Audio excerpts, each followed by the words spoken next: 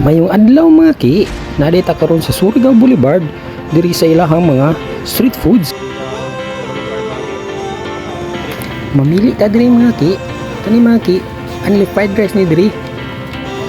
Bago pa sad sila nag-open, so mangita taglain. Daghang klase sa mga street food diri mga ki, may mga butong, nasa sila yung mga quick, tempura, uban pa. Nasa ibalot diha mga ki sa kilid. Diri mga ki, palit para bounce para sakay sa barko. Daghan na sila diri mga ki, na mga quick, squid balls, nasa sila chicken skin o chicharon bulaklak. Dira mga ki, ato nang gipahiwa-hiwa ang chicharon bulaklak para lami na kay dito og kaon. Lami sa gig-view diri mga ki, mukaon ta, pisko kayong hangin, lapit sa dagat. Daghan sa gig mga ki.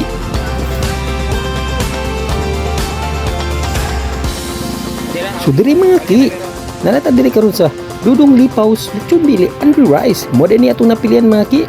Kay usa sad ang mga tagiyan ni mga bradra. Nasad sila Paris overload mga ki.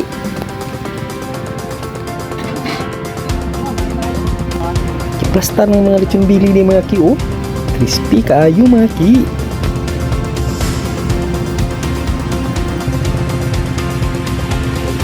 Tara, ubanini sa among food trip diri mga ki sa Surigao Boulevard sa ilang street food.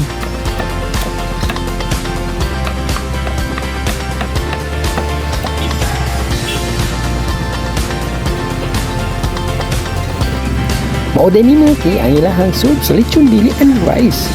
Tara, Jury Seekers! Mauday ni ilang Paris overload mga ki. Di kutaw-kutaw na ni ate mga ki. Nasa dihang lang ang mga sagol mga ki, maunang ma-overload. Hindi kayo tanaw mga ki. Tusang kutaw-kutawon mga ki.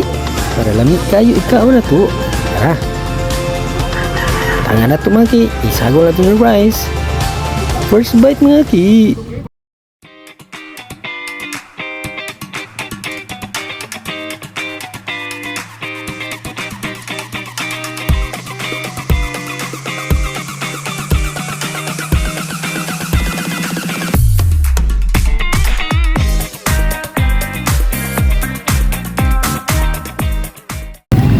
Check.